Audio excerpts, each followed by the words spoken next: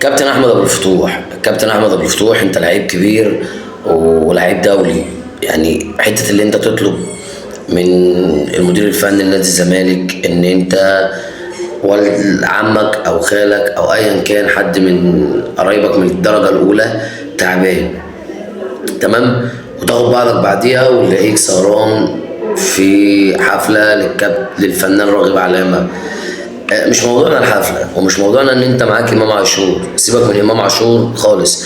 امام عاشور في اجازه، فالمدرب بتاعه سايب له الدنيا بيس، فعادي، احنا ما يشغلناش، احنا في ظهرك، بس مش في الوحش.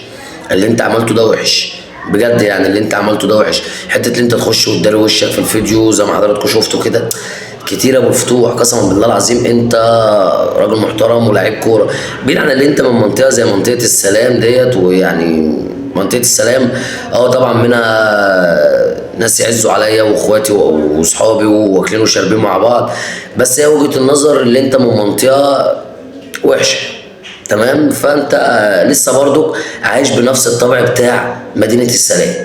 انت لحد النهارده لسه عايش بالطبع بتاع مدينه السلام.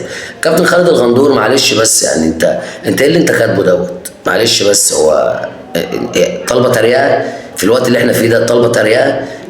حته اللي انت تطلع تتريق على احمد ابو الفتوح في حاجه زي كده، دي محتاجه تريقه، او محتاجه اللي انت تطلع مثلا تقول حاجه زي كده، او اللي انت تطلع تهبد هبده زي دي.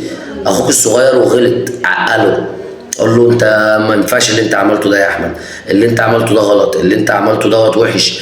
مش اللي هو انت تطلع ده خاله الفنان راغب علامه. ايه يا جدع، في ايه يا جدع، في ايه ده؟ انت راجل كبير يعني، انت راجل كبير وبتفهم، ده انت عديت ال 50 سنه وكابتن من كباتن نادي الزمالك على مر التاريخ.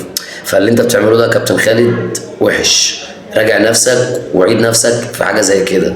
شكرا.